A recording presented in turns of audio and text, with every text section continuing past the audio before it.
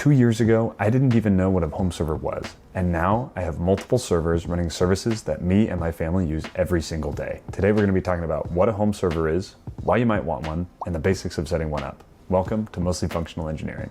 Now you might have heard the terms home lab, home server, self-hosting. Let's go over some of the terminology. A server. A server is basically a computer that serves another computer, hence server. Now that service could be something like a file, a web page, music streaming, video streaming, whatever. For example, this YouTube video you're watching right now is being served from some server somewhere to your device. That's a server and you're the client. Now, a home server is that, but in your house. You have a computer in your house that's serving things to other devices, whether they're in your house or out and about. Take the cloud, for example. Now, the cloud is living on a server in a giant data center. If you were to have a home server, that cloud could be in your house. Instead of the files being owned by Google and sitting on their servers, they can be sitting on your server in your house, and you would access them remotely. Now, you might have heard the term home lab. A home lab is basically a home server just as a hobby, where you're experimenting, you're setting things up, you're setting up multiple servers. It's just an extension of a home server. So you can sort of use home lab and home server sort of in the same sense. Now, lastly, self-hosting. Self-hosting is the practice of hosting software yourself instead of paying a subscription or letting another company handle it. For example, instead of using Google Photos, you use an alternative like Image. Instead of Spotify, you can use Navidrome. Instead of Netflix, you can use Jellyfin. These are things that you host yourself on your own home server, and then you use that in place of something else. Self-hosting is the philosophy, and home servers are the hardware that make that possible. Okay, so why would somebody self-host? Let's talk about a few reasons, and I'll talk about some things that I do along the way. Reason number one, privacy and ownership. When you self-host, your data, your files, your photos, your financial information is on hardware that you own. It's in your house. Reason number two is that it's genuinely cheaper in the long run. While there is some initial investment for the hardware and a lot of extra work, it is cheaper to run things on your own than it is to pay someone to do it. That's true about a lot of things. For example, I own all my music and I stream it to my devices instead of paying for Spotify. I used to pay a Microsoft 365 subscription and I would use their cloud services for a terabyte of data. Now I have my own server that has 16 terabytes of data that I can access remotely, and I use that like my cloud. So I'm no longer paying those monthly subscriptions, and that saves me money. Now, reason number three is that it's actually just fun. I've really enjoyed learning about servers and setting things up and having that satisfaction of taking something, setting it up, and putting it into action. It's been really fun. Now let me show you what this looks like by showing you my home server. Let's head to the garage. Okay, this is my dedicated server. It is a chunky mess. This is my router. It's gigantic and it's noisy, but it gets the job done. I actually got this for about $100 plus another 100 for the 4 drives. So it's got these 4 drive bays. It's kind of hard to see. It's got these 4 3.5-inch drive bays in the front. It's got a GPU in here, 2 CPUs, and 256 gigabytes of RAM. It's not pretty. It's not worth posting online, but here I am posting it online, but it gets everything I need to done. And believe it or not, this is also a dedicated server. This might look small, but this allows me to remotely control my 3D printer. This is an easy way to start. These cost like 20 bucks. This is a Raspberry Pi 2W. And I use it to remotely send data from my home PC to the 3D printer so I can start and stop things remotely.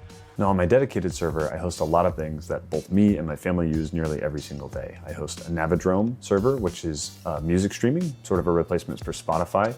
I have Jellyfin set up, so we have a lot of our home movies on there, which my family can use to stream those home movies to their TV rather than trying to share files around. I have some gaming servers set up, so I have a Factorio dedicated server, I have a Minecraft dedicated server, I have emulation servers set up so I can remotely access those emulation ROMs. Another service that I use every single day is something called Image. Image is a Google Photos clone.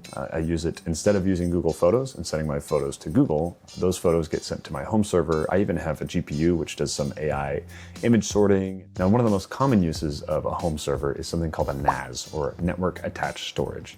That's essentially a really, really big drive, hard drives, that stores all of my data instead of it being on my solid state drives, which I use for things like my active files or video editing.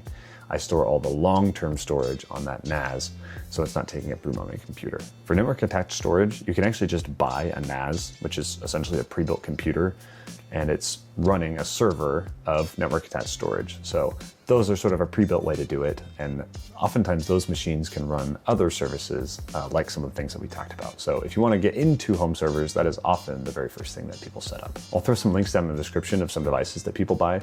So lastly, let's talk about how you can get started. Now, there are a million ways to get started, but here's what I would recommend. First, find a computer. Actually, you can use your regular desktop or a laptop as a server, but typically you want to have a dedicated machine to be running your server. Now, if you're just getting started and you don't want to spend hundreds on something new, I would recommend a few different ways. One, you can use either an old laptop or an old computer. You can also just go on Facebook Marketplace or kind of surplus stores, and you can find old school or work computers, and they're super cheap and actually decently powerful. Another good option is a Raspberry Pi. Raspberry Pis are often fairly inexpensive, especially the Pi Zeros, and if you're just getting started, those often have more than enough compute for what you're going to be doing. It's much better to start with something small and cheap and then build into your needs later, rather than spending hundreds and hundreds of dollars just to find out that it doesn't meet your needs or you got the wrong sort of specs. So definitely start small, start with something cheap, preferably something used or old or something that you already have. Now, step two, not everyone's going to like this, but you're going to have to learn Linux. Linux is the backbone of servers. Almost every single server in the world runs on Linux. There are a ton of different flavors. Everyone's got an opinion on what kind of server that they use or what distro that they use of Linux. There's a lot of lingo there, and this isn't going to be a Linux video, but this is just to say that you're going to need to learn Linux. It isn't too bad. I had never used a Linux machine 2 years ago, and now I feel extremely comfortable using them. Now, the Linux distribution you use actually really isn't all that important. I would just use something stable and well supported. At the end of the day, you're just going to be using something that's called a headless computer, meaning you typically don't have a full monitor and keyboard setup. You're going to be remotely accessing that computer. Now that gets us to step three. Step three is learn to SSH into a computer remotely. SSH is short for Secure Shell. That just means that you'll be remotely accessing that computer if it has no monitor. You can use your regular computer, your desktop, your laptop, your phone even, to remotely access everything that you need on the server. Now, terminals can be really scary if you haven't used them before, but trust me, it's worth learning, and if you want to get into servers, you're going to be doing it a lot. Now, step four, my last piece of recommendation, is to find something you want to set up, one service, and get it working. Now, that can be an ad block, that can be a VPN, that can be really anything. It's really easy to want to set up everything. You're going to get terabytes of storage and streaming and all this stuff, but I would just stick to one thing and do it. That can be setting up a Pi-hole, which is like an ad block that you use on a Raspberry Pi. You can do something like I did and set up a small 3D printing monitor, or you could do Home Assistant to set up some of your smart devices. But I would just pick one thing and actually get it done. The goal of your first project doesn't need to be super impressive. It's just to have something that you accomplish and know that, hey, I took this computer and I'm now running a server on it. Once that clicks, you'll start thinking of the next thing you can do, and the next thing you can do, and the next thing that you can do. And eventually you'll start to outgrow the hardware and you'll want to set up something more substantial. Well, thanks for sticking around. That was a video about what a home server is, why you might want one, and how to set it up. Do you guys self-host something? Let me know in the comments what you guys run. And let me know what you guys want to see in the future. Thanks.